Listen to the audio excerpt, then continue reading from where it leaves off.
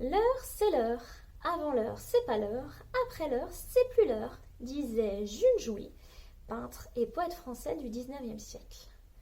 Dommage que ce copropriétaire dont je vais vous conter l'histoire aujourd'hui n'ait pas eu cette citation à l'esprit. Monsieur X est propriétaire d'une maison située dans un domaine soumis au statut de la copropriété. Le 15 juin 2010, l'Assemblée générale des copropriétaires adopte un nouveau règlement intérieur. Le procès-verbal d'Assemblée générale est notifié une première fois à Monsieur X, qui ne retire pas la lettre recommandée. Le procès-verbal lui est notifié une seconde fois et cette fois-ci, il reçoit bien la lettre recommandée le 3 février 2011. Monsieur X ne supporte pas ce règlement intérieur qu'il estime attentatoire à la jouissance des parties privatives. Il assigne dès lors le syndicat des copropriétaires en annulation de cette résolution d'Assemblée générale le 6 avril 2011. Les initiés voient immédiatement poindre les difficultés à vitesse TGV. Et oui, la contestation d'une décision d'Assemblée générale doit intervenir dans un délai de 2 mois à compter de la notification du procès-verbal d'Assemblée générale.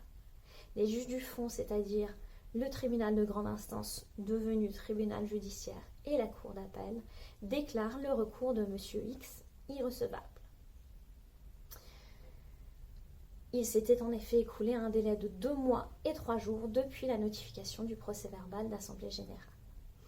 Devant la cour d'appel de Saint-Denis de la Réunion, M.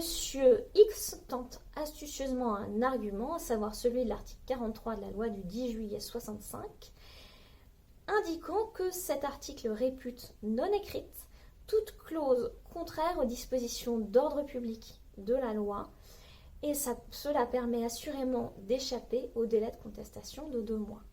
Autrement dit, le règlement intérieur adopté par l'Assemblée générale porterait atteinte aux dispositions impératives de la loi relative à la copropriété et comme tel pourrait être contesté sans aucune condition de délai.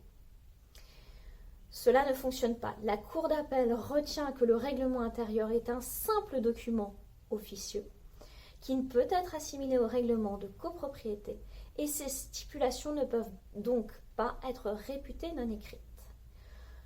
Toujours très remonté contre ce règlement intérieur, M. X décide de se pourvoir en cassation. À votre avis, a-t-il obtenu gain de cause? Et non, la Cour de cassation, dans cet arrêt du 12 mai 2016, ne le suit pas.